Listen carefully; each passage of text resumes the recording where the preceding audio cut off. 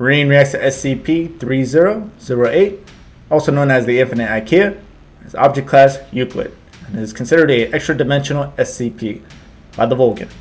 As always, I'm going to be posting the link to the original video and channel down in the description below, so go ahead and make sure that you check them out. Now, I know from the comments that this SCP has been requested quite a bit, so we finally got it here. We're going to be reacting to it. And I've been finding recently that I've been getting into, or like have a real interest in anything that has to do with dimensions, in a sense. From the previous video with the stairwell, SCP-087, the first thing that came to mind was that the stairwell is probably going to be something dealing with dimensions. So it's been something that's really been getting me intrigued as far as like dealing more with structures, buildings, or anything like that. Because I feel that way, the person who wrote this SCP actually has a lot more to work with instead of one single thing. Because they can include quite a bit of things, like with the stairwell, they included the face, they included the crying child.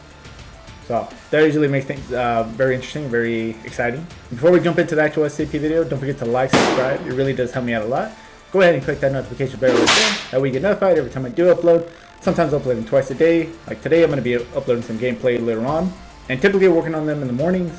That way, in the late afternoon, late evening, when you all get off work, you can enjoy these videos at your leisure. So without further ado, let's go ahead and see what SCP-3008, or the Infinite IKEA, is all about. Good afternoon, everyone. My name is Dr. Miller, and the SCP we're going to be looking at today is SCP-3008. Object Class Euclid. Special Containment Procedures.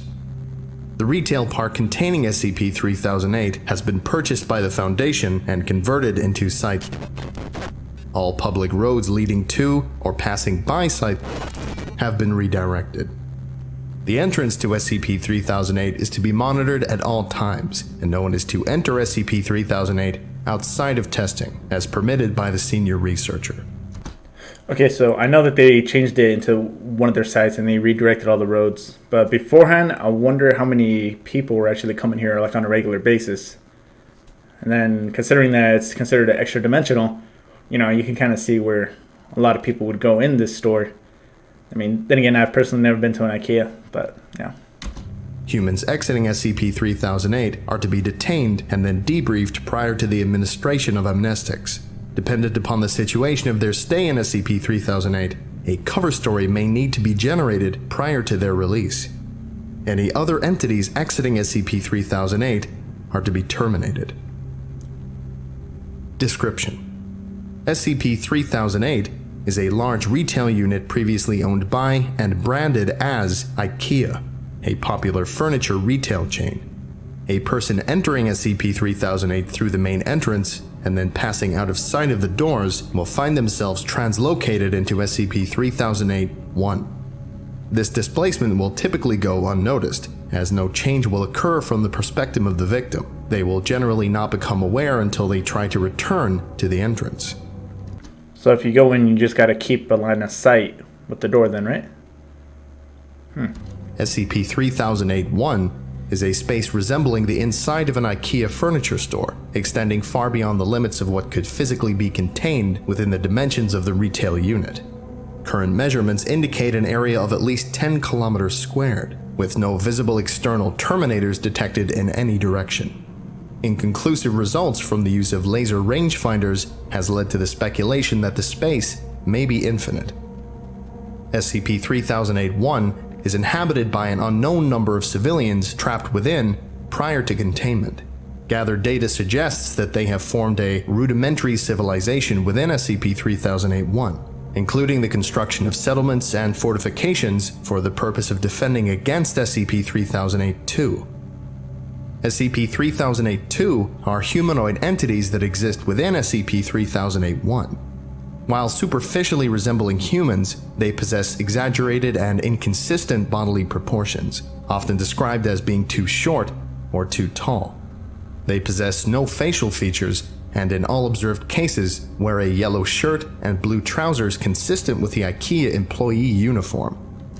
This honestly looks like mannequins that come alive or are alive. And with the disproportional body parts, so you see like some with big hands, some with tall, short, some look small legs. Honestly, it kind of reminds me of Ark in a sense. SCP-3008-1 has a rudimentary day-night cycle, determined by the overhead lighting within the space activating and deactivating at times consistent with the opening and closing times of the original retail store. During the night instances of SCP-3008-2 will become violent towards all other life forms within SCP-3008-1. During these bouts of violence, they have been heard to vocalize phrases in English that are typically variations of "the store is now closed, please exit the building." Once day begins, SCP-3008-2 instances immediately become passive and begin moving throughout SCP-3008-1, seemingly at random. They are unresponsive to questioning or other verbal cues in this state, though will react violently if attacked. Alright, so I know they said at the beginning of this paragraph that there's a light and day cycle, and it's worked with the lights. So if that were to make it dark when it was supposed to be closed, which would be night, going back to where it said that it's possible that it's infinite. I mean, I could see if it's infinite, you would never know, right? If it is finite. So, but I mean, I would assume it would possibly have an end just because it would have to be dark. And if there was any, I mean, unless it's so far to the point that you can't even see any light that would come in. But then again, if it's infinite, you'll never know. So SCP-3008-1 is known to have one or more exits located within, though these exits do not appear to have a fixed position, making it difficult to leave SCP-3008-1 once inside. Using any other door besides the main entrance to enter the structure or breaking through the walls of the retail unit leads into the non-anomalous interior of the original store. Since containment began, 14 individuals have managed to exit SCP-3008. Following extensive debriefing, all individuals have been administered amnestics and released. Okay, so when it said about the structure, once inside, using any other door besides the main entrance to enter the structure or break into the walls of the retail unit leads into the non-anomalous interior of the original store. So it's the entrance, which I'm assuming is kind of the gateway for you to actually be in that anomalous interior. But any other way, it seems to not happen, if I'm reading that right. Incident 3008-1. At 0:37 hours on 2000, a human male exited SCP-3008, followed 10 seconds later by an instance of SCP-3008-2. SCP-3008-2 caught and killed the man before itself being terminated by an armed response personnel. This incident represents the only time an instance of SCP-3008-2 has been seen exiting SCP-3008. A full autopsy on the corpse was performed. See 3008-2 autopsy log for more details. The man was carrying an IKEA-branded journal seeming to document his time in SCP-3008-1. Transcribed below, verbatim. So, I'm writing this to document what I can only assume is my sudden descent into insanity. I can't possibly be that bad a navigator. And yet, as I write this, I've been trapped in IKEA for 2 days. I haven't seen another person in the entire time I've been here. I thought it was a prank at first.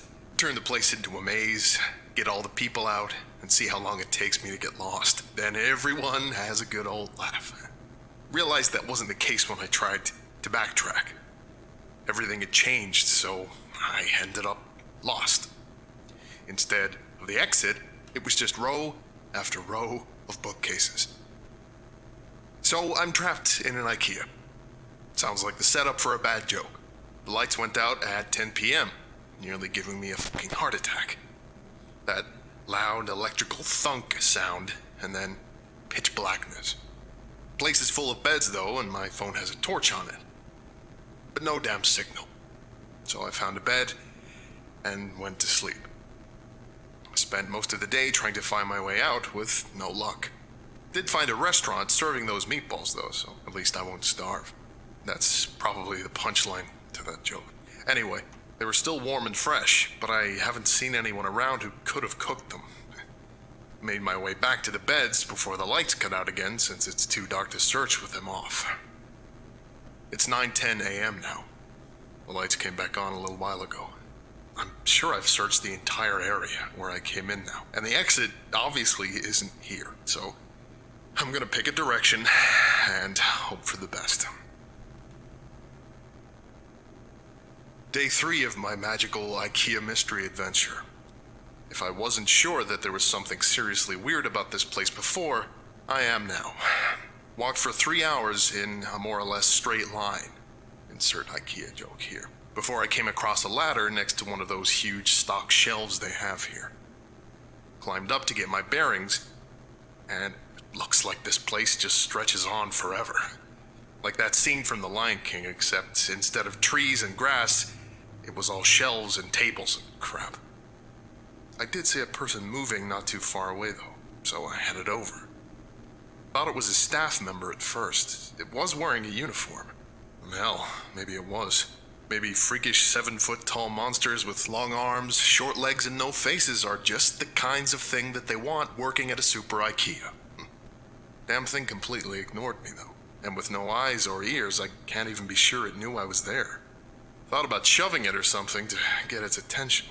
But its hands were big enough to crush a watermelon, so I decided against it. It just kept moving, and I eventually lost sight of it, so I decided to carry on the way I was going.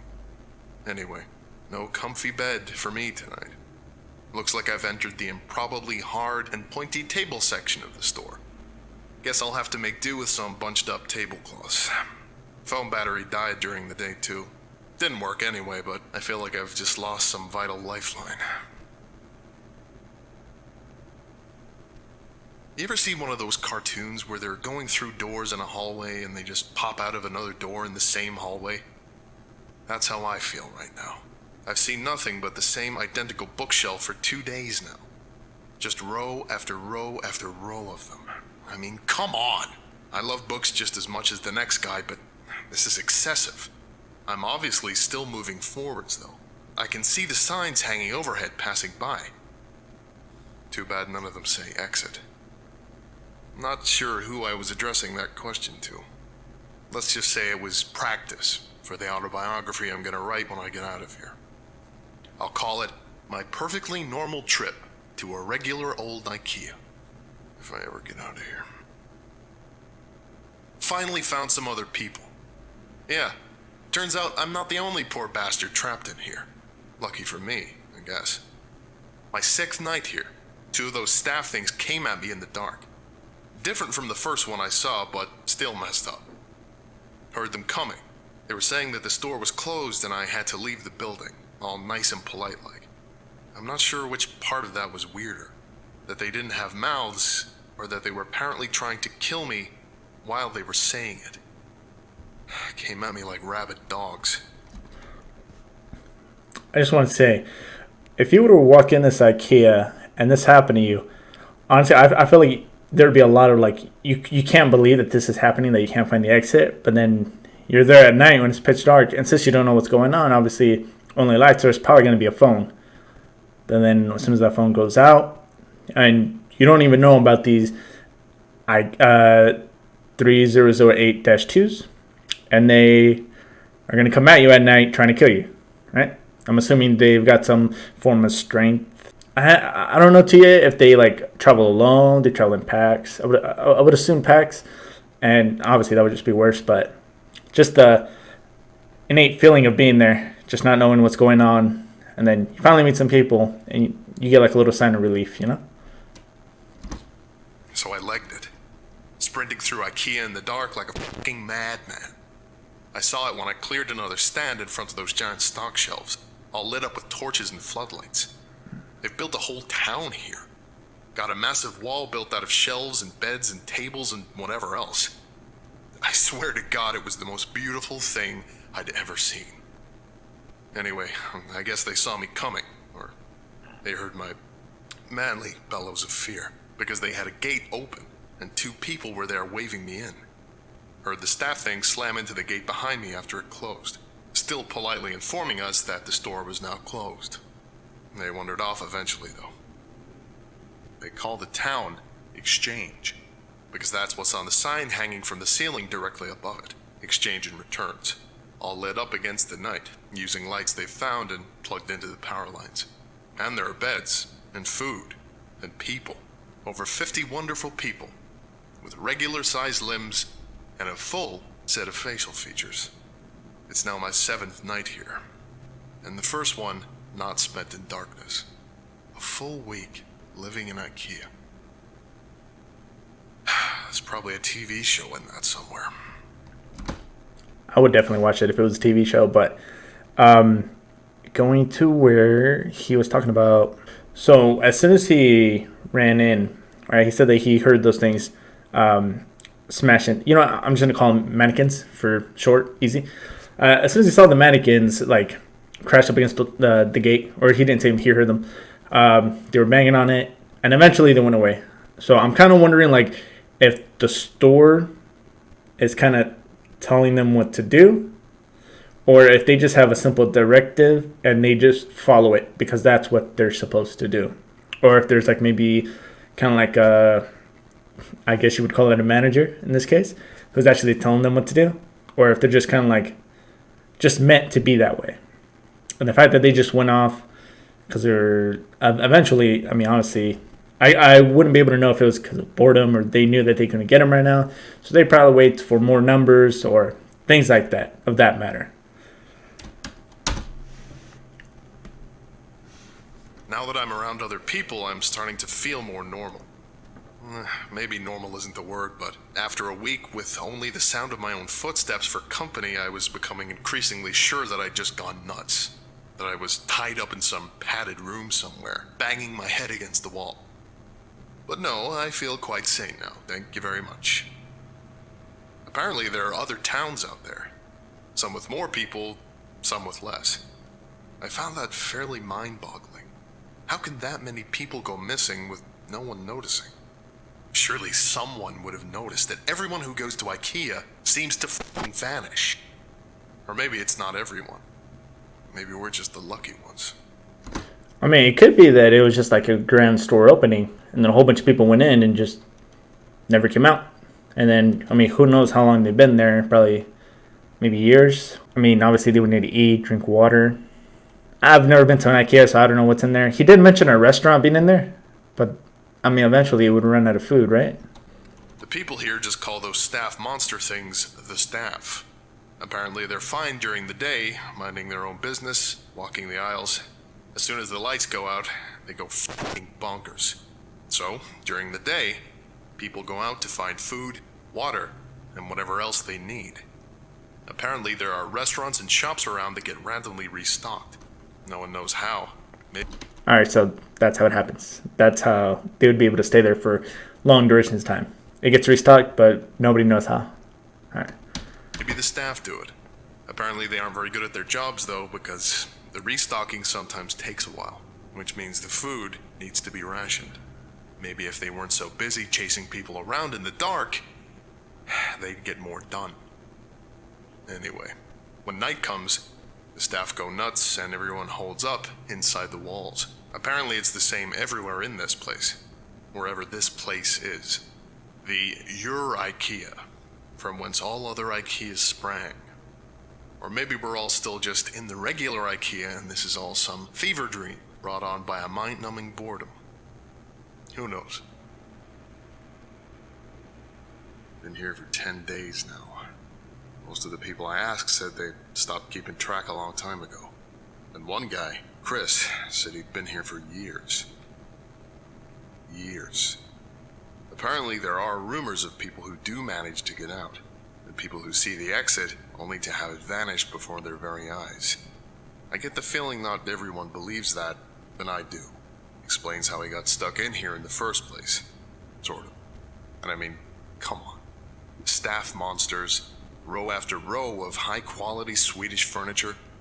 I don't know why they would find a disappearing door so hard to believe in. Anyway, I went out scavenging for food in a nearby shop with Sandra and Jerry today. Once you learn the landmarks of this place, it's not so hard to navigate. The overhead signs help a lot, but there are others. Not too far in the distance, A huge section of those giant stock shelves is collapsed against each other, and way off in the east, we all assume it's east anyway. Apparently IKEA doesn't sell compasses. There's some kind of tower that looks like it's made of wood. Reaches all the way up to the ceiling. Maybe they were trying to break out through the roof. It lights up at night, so there must be people there. But apparently, it's a few days' walk, which means it must be miles away. So no one here really knows for sure. Apparently, I got incredibly lucky sleeping out in the open for a week without getting ripped to bits by the staff. That's me. Lucky, lucky, lucky. I'm still wondering if they're just using their hands to try to kill them, or they maybe have claws or something, some kind of weapon, or if they literally just rip you apart, which would signify, at least for me, that they have quite a bit of strength. We found some food in the shop. Guess the staff restocked it during the night, which was nice of them. There was a telephone on the wall, so I figured I'd try it out. There was a voice on the other end, but they were just talking nonsense. Random words strung together with no real meaning. You ever see a video of someone with aphasia? Kinda sounded like that. Didn't answer me when I spoke to them anyway. Sandra says all the phones in here are the same. Oops. Asking the journal questions again. I was thinking last night. The ceiling on this place is pretty high, and as far as anyone can tell, it goes on forever. Shouldn't there be some kind of weather in here? I'm sure I read about some NASA building that was so big it had its own weather patterns, with clouds and stuff. This place is definitely bigger than that, but now that I think about it, I'm pretty sure I've never felt so much as a temperature change in here. I'll add it to the grand list of weird bullshit. The staff attacked the exchange last night. Must have been 20 or 30 of them all just asking us to leave the store, calm as you like, while trying to smash the walls down with their bare hands. Apparently this happens pretty regularly, so everyone is prepared for it. Knives from the restaurants, lawnmower blades made into hatchets, a fire axe. One guy, Wasim, even made a functional crossbow. Anyway, the walls have holes in them, which I hadn't noticed before. Specifically so we can stab out at the staff when they attack. Took a couple of them down myself. They don't seem to bleed, which is weird. But they go down as easy as a regular person once you start sticking holes in them. We had to haul the bodies away in the morning. Apparently the dead ones will attract more during the night, so we had to get them away from exchange. We have a couple of those trolley things they use to move big boxes around, so we loaded them up and took them over to pickup. Apparently people just name everything in here after whatever sign is hanging overhead. Pickup was grisly. There were hundreds, maybe thousands of dead staff all piled up. There was no smell, which was a blessing. Apparently, in addition to not bleeding, these things don't rot either. My curiosity got the better of me while we were unloading them, so I took a look at one of the more cut up ones. They're just skin, or something that looks like skin, all the way through. No muscle, no bone, no organs. Are they even really alive in the first place? They certainly seem like they have bones when they're moving around, pounding on the walls. And I'm sure I felt more resistance than just skin when the knife went in during the night. Maybe something happens to them when they die. Just one more thing on the ever-increasing list of weird shit that goes on in here, I guess. Something occurred to me. After the staff attack the other night, every time you see a situation like this on TV or in a film, like it's the end of the world or everyone is trapped on an island or whatever, once groups like ours start to form, people always seem to turn on each other, fighting for food or dominance or whatever else. That hasn't happened here. Apparently people from other towns come by from time to time, just to check in or occasionally trade if they're short on something. But everything is always cordial, friendly even. Maybe it's the threat of the staff, or perhaps the constant restocking of supplies in the shops means there's nothing much to fight over. Maybe people are just better than they're generally given credit for. That's a nice thought. I think I'll go with that one. A dozen people showed up at the gates this afternoon from a town called Trolleys. Apparently the staff broke through the walls and tore the town apart during the night. These 12 are the only survivors out of over 100. What? 12 survivors out of. Okay, if they're. It seems like. Because I understand that he said that his group that he's with now is pretty small. But the fact that this group that had 100 was overrun, 12 survived. I'm assuming maybe wherever the increase of people are, that's going to attract a lot more. And obviously, when you got them killing these things trying to get in, the dead ones are only going to attract more and more and more. So I think this is a way. I don't know if the IKEA does this. I don't know why, but at least writing wise, it seems like a way to keep the in check. As far as if people try to all come together, then that would probably have a lot more of the IKEA staff actually coming at them. So I think that's just a way to try to mitigate a whole bunch of people in one area. That way you can have like a bunch of different groups and whatnot. We let them in, obviously. One more point in the human decency column. Later, I asked if anyone knew how many of these towns were out there. Between us and the new folks, we managed to come up with over 20 names. 20 towns filled with people, and who knows how many beyond that. The motto for this place should be, how is that even possible? Surely someone, somewhere, must be looking for the thousands of people that must be in here. I've been here for a little over 2 months now. Not that much changes, as it turns out. A couple of new people showed up. Same story as the rest of us. Nice little trip to IKEA, and suddenly they're trapped in Billy Bookcase's house of faceless weirdos. The staff attack the exchange once or twice a week. We kill them and haul off their bodies. Sometimes they hurt some of us first. They killed a guy called Jared a couple of weeks back. It was awful, frankly. Turns out, regular humans still bleed in here, even if the staff don't. We tried our best, but none of us are doctors. So now we got more people coming in. I'm assuming that they're gonna eventually maybe get overrun themselves if they let too much people, like too many people in one area, if my theory is correct. But yeah, I'm not seeing a very positive future, considering I already know what's gonna happen to this guy. Jared was a good guy. He deserved better. We all do. It occurred to me that a couple of days after that, none of us were really looking for a way out of here. I don't even know where we'd start. One of those quadcopter things with a camera attached buzzed past exchange today. I thought it meant that someone was finally looking for us, that help was on the way. Apparently it's not the first time this happened, though. Same thing happened a few months ago, and everyone is still here. No idea if it saw us. It didn't stop if it did, just kept flying until we could no longer see it. Note: based on recovery time of the journal, this entry appears to line up approximately with our first successful test piloting a drone inside SCP-3008-1. Analysis of footage shows a walled settlement under a sign labeled Exchange and Returns. Attempts to relocate the settlement failed. Origin of previously sighted drones is unknown. I started talking to people about the stuff they miss from home during dinner today. Probably not the best idea I've ever had. Everyone seemed pretty down after. A bunch of people here have families. Husbands and wives, kids, dogs. Franklin apparently has a pet llama, though I'm not sure I buy that. But apparently some of the people here have some seriously odd gaps in their knowledge.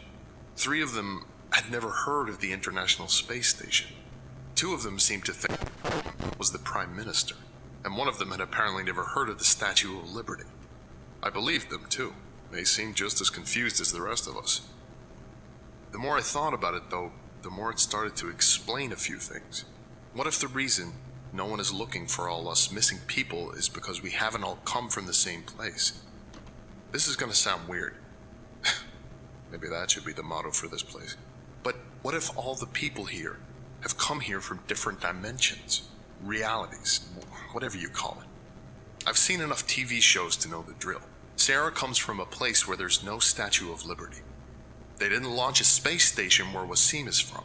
If everyone here came from different places, even from ones that seem identical, there'd be no huge missing persons panic, no mass search.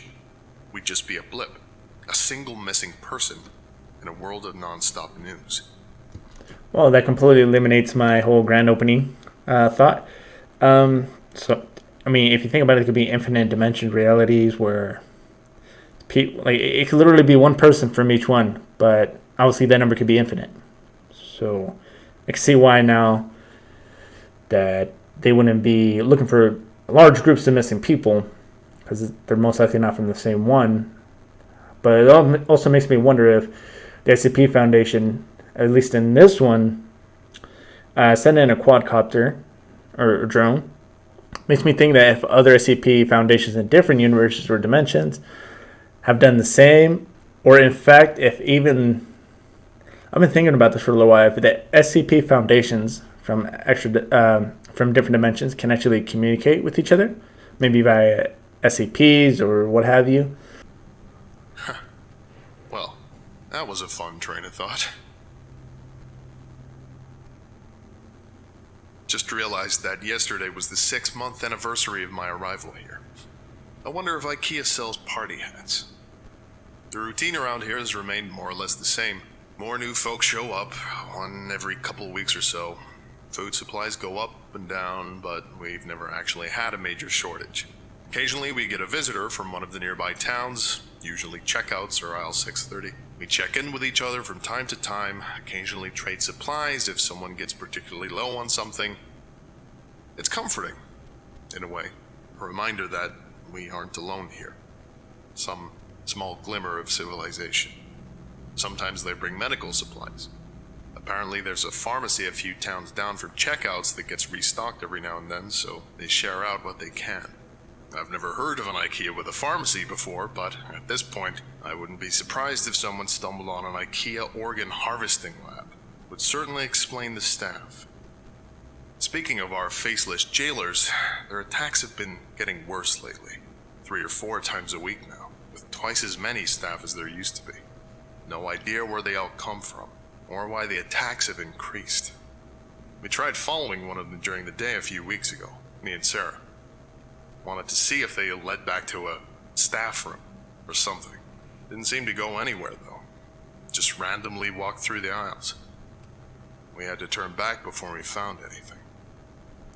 When you said right there that their attacks have been getting worse and worse lately, 3 or 4 times a week now, I'm really starting to think that if they group a lot of people together, they're going to get overrun. And I was also thinking about that, like, if these staff, it seems like they're infinite considering the amount of bodies that he stated seeing, was that if they had some kind of spawn point or somewhere where they would come out of, right here they tried to check it out, but they had to turn back. I'm assuming it was getting dark and they had to turn back, so. We've been reinforcing the walls, trying to arm ourselves better. Certainly no lack of materials to use. Wasim has been making more crossbows, but it's pretty slow going. Too bad IKEA doesn't sell guns. Never thought I'd say that. Note: no new personnel have entered SCP-3008 at site in the time span indicated in this entry. The attacks are getting bad now. Almost every night, and with so many staff that the bodies almost pile high enough for others to climb the walls. I think we're in real trouble here.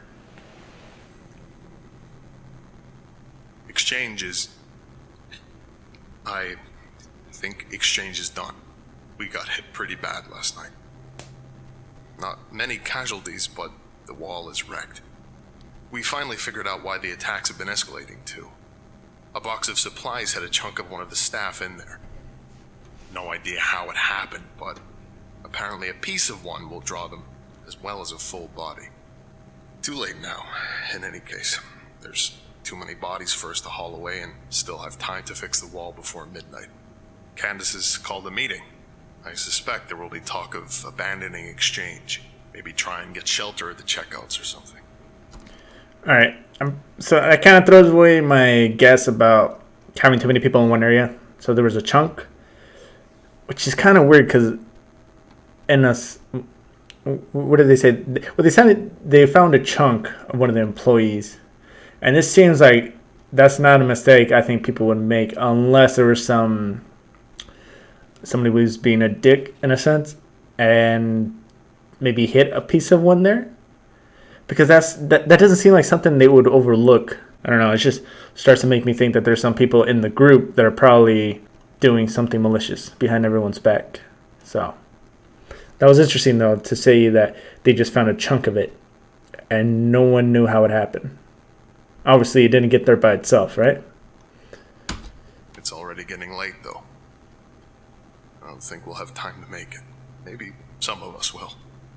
I was fine for that first week out in the dark after all. But then, how often can I keep getting lucky? I'm only writing this for a sense of closure, I guess. For me, or for anyone who finds this. If this is the final entry here, I hope whoever is reading this is doing so from outside of this place.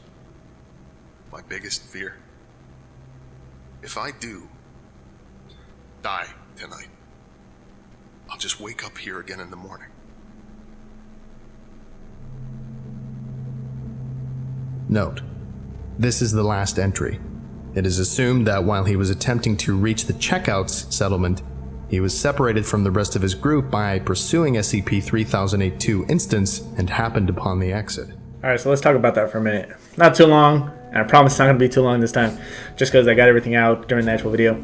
A lot of my theories that I thought initially were proven wrong. It wasn't a grouping of everybody together that actually had the attacks increase with time. It was more, they just found a chunk of one of the employees somewhere in the back. I believe this hit supply room. And as far as where they said that if you lose sight of the door, that's when you're going to step in it. I wondered if the SCP Foundation ever tried, I mean, it's kind of a dumb way to do it, but tie a rope to someone and have it be on some kind of pulley system that can pull them back and have them go into the store through the front entrance. And then that way, even if they lose sight of the door, I wonder if that rope would still be connected or if that rope would just immediately cut off and then that person is screwed. So I feel like this could be a game, like all on its own, just its own game.